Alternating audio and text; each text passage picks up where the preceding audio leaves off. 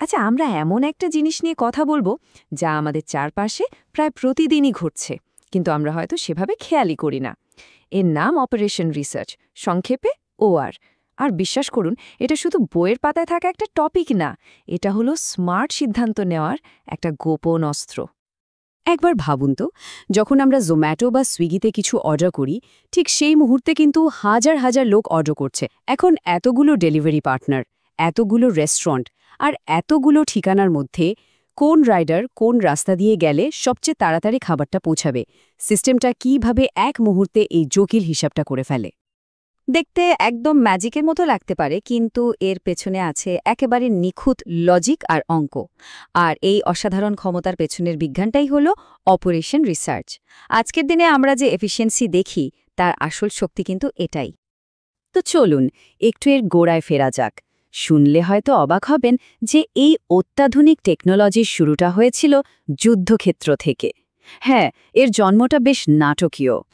দ্বিতীয় বিশ্বযুদ্ধের সময় যখন চারিদিকে চরম অনিশ্চয়তা, তখন মিলিটারি লিডাররা বুঝতে পারছিলেন যে শুধু অস্ত্র দিয়ে যুদ্ধ জেতা যাবে না, বুদ্ধিও লাগবে। তাই তারা বিভিন্ন ফিল্ডের সেরা বিজ্ঞানীদের নিয়ে একটা টিম বানান। তাদের একটাই কাজ ছিল যুদ্ধের জটিল সমস্যাগুলোর সবচেয়ে সেরা সমাধান খুঁজে বের করা। আর ঠিক সেখান থেকেই একেবারে প্রয়োজনের তাগিদে জন্ম নেয় অপারেশন রিসার্চ। আর তখনকার সমস্যাগুলো ছিল কিন্তু জীবন মরণের প্রশ্ন। যেমন ধরুন, রাডারগুলো ঠিক কোথায় বসালে শত্রুর প্লেন সবচেয়ে আগে চোখে পড়বে, বা কিভাবে জাহাজগুলোকে সাজালে সাবমেরিনের হামলা থেকে বাঁচানো যাবে। এই সব কিছুর উত্তর কিন্তু অঙ্কের মাধ্যমে খুঁজে বের করেছিল এই ওআর টিমগুলো। এটা ছিল একটা স্ট্র্যাটেজিক সুপার পাওয়ারের মতো।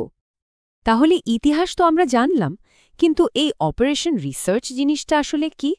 চলুন এবার এর মূল ধারণাটা, মানে এর ভেতরের অঙ্কটা একটু সহজ করে বোঝা যাক। খুব সহজ কথায় বলতে গেলে, যখন আপনার হাতে অনেকগুলো অপশন আছে কিন্তু রিসোর্স লিমিটেড, সেটা সময় হতে পারে, টাকা হতে পারে বা লোকবল হতে পারে, তখন কোনটা বেছে নিলে সবচেয়ে ভালো ফল পাওয়া যাবে সেটা খুঁজে বের করার সায়েন্টিফিক উপায়ই হল ওআর। আর এই কাজটা করার জন্য ওআর এর সবচেয়ে পাওয়ারফুল টুলগুলোর একটা হল লিনিয়ার প্রোগ্রামিং বা এলপিপি। যে কোনো বাস্তব সমস্যাকে ওআর প্রথমে একটা গাণিতিক মডেলে ফেলে, যাকে আমরা বলছি লিনিয়ার প্রোগ্রামিং প্রবলেম বা এলপিবি। এর তিনটে মেইন পার্ট থাকে। প্রথমত, ডিসিশন ভেরিয়েবলস, মানে আমরা ঠিক কিসের মান বের করতে চাই। ধরুন, একটা বেকারি কতগুলো চকলেট আর কতগুলো ভ্যানিলা কেক বানাবে।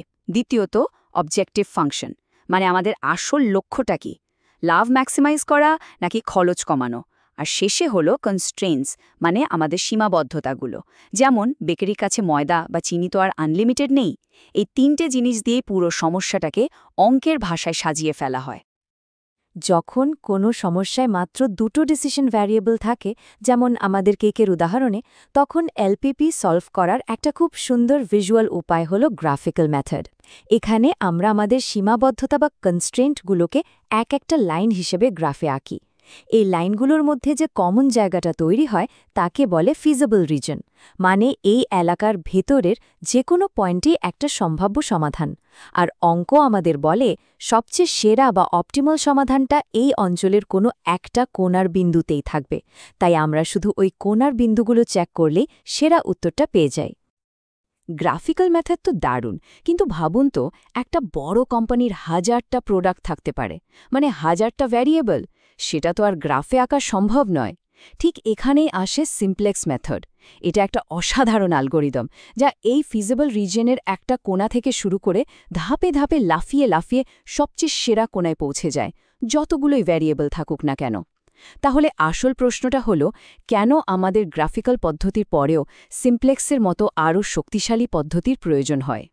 চলুন এবার দেখি এই গাণিতিক মডেলগুলো যুদ্ধক্ষেত্র থেকে বেরিয়ে এসে আজকের ডিজিটাল দুনিয়ায় কোথায় কোথায় ম্যাজিক দেখাচ্ছে। এর ব্যবহার দেখলে সত্যি অবাক হতে হয়।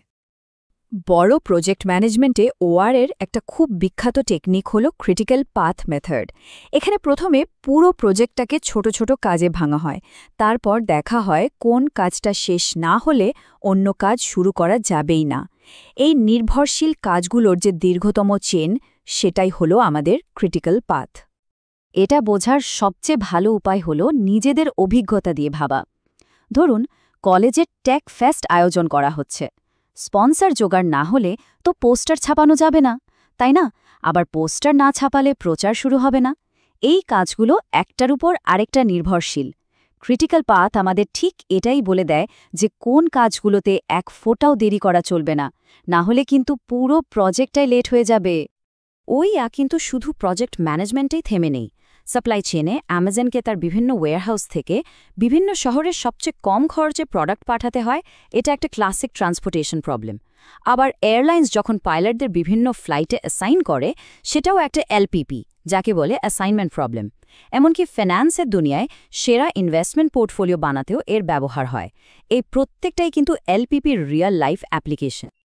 আমরা একটু আগেই যে উদাহরণগুলো দেখলাম সেটার ওপর ভিত্তি করে এই প্রশ্নটা ভাবুন তো, সাপ্লাই চেনের কোন সমস্যাটার কথা বলা হচ্ছিল যেখানে সঠিক পরিমাণে জিনিস মজুদ রাখাটা একটা বিশাল বড় চ্যালেঞ্জ? আচ্ছা, এতক্ষণ তো আমরা ওআর নিয়ে অনেক কিছু জানলাম, কিন্তু প্রশ্নটা হলো একজন সিএসসি স্টুডেন্ট হিসেবে এটা শিখে আমাদের কী লাভ? আসল কথাটা হলো এটা শুধু একটা সাবজেক্ট না, এটা একটা চিন্তা ভাবনার ধরন, একটা অপটিমাইজেশন মাইন্ডসেট। তাহলে আজকের পুরো আলোচনাটাকে যদি কয়েকটা লাইনে বলতে হয়, কি দাঁড়ায়? ১. ওআর বাস্তব জীবনের জটিল সমস্যাকে লিনিয়ার প্রোগ্রামিংয়ের মতো গাণিতিক মডেলে ফেলে দেয়। ২. এর জন্ম যুদ্ধক্ষেত্রে হলেও আজ এটা সারা দুনিয়ার টেকনোলজি আর ব্যবসাকে চালাচ্ছে। ৩. গ্রাফিক্যাল বা সিমপ্লেক্সের মতো পদ্ধতি দিয়ে এটা শুধু কোনো একটা পথ নয়, বরং গাণিতিকভাবে প্রমাণিত সেরা পথটা খুঁজে বের করে। আর সিএসসি ফিল্ডে এই স্কিলটা এখন মাস্ট হ্যাভ। কেন এটা এত জরুরি? কারণ আপনি যখন ক্লাউডের রিসোর্স ব্যবহার করবেন, তখন প্রশ্ন আসবে সবচেয়ে কম খরচে কিভাবে সেরা পারফরমেন্স দেব। যখন কোনো এআই মডেল ট্রেন করবেন, তখন তার লস ফাংশনকে মিনিমাইজ করতে হবে, যেটা নিজেই একটা অপটিমাইজেশন প্রবলেম। যখন নেটওয়ার্কে ডেটা পাঠাবেন, তখন সবচেয়ে ছোট পথটা খুঁজে বের করতে হবে।